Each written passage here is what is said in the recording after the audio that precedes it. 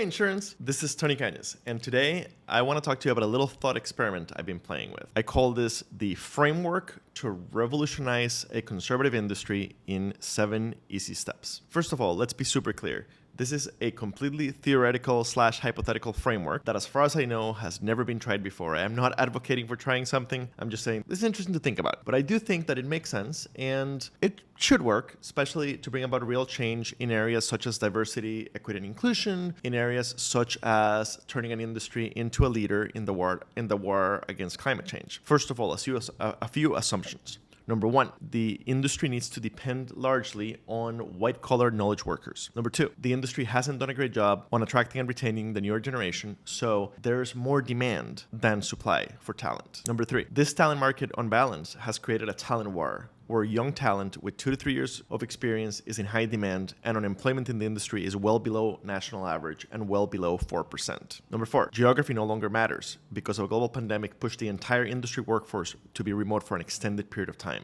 If those characteristics are true, then I suggest the following steps. Step one, use social media and other tools to identify other like-minded, passionate people within the company. Step two, do a lot of research and find the few C-level executives in the industry who seem particularly enlightened and open-minded. Likely, they'll be baby boomers 5 to 10 years away from retirement. Step three, gain the support of the employee resource groups. Step four, do a ton of research and start presenting to management about the business case for whatever change you're trying to bring. And I want to be super clear. I mean the business case. We can't try to sell diversity and inclusion on it being the right thing to do. We also need to prove that it needs to be the right thing for the business, and it needs to be profitable in the long term. It needs to be almost unavoidable in the long term. Same thing goes for being leaders in climate change. Do a ton of research and start presenting to management about the business case for whatever change you're trying to bring. Step five, identify a network with the high potential early executives, likely Gen Xers, who stand to inherit the highest positions of power as the current leadership retires and earn their support for the changes you seek. Step six, once the time is right, organize with other millennials and Gen Zers who are passionate about the same issues that you are to start pressuring management to bring real, measurable change. Step seven, if management is unresponsive, don't be afraid to shop around for a better culture fit. After all, in an employee's market, mostly free of geographic constraints, you hold an immense amount of power. Talent holds an immense amount of power, even more than you realize. Just a little something to think about.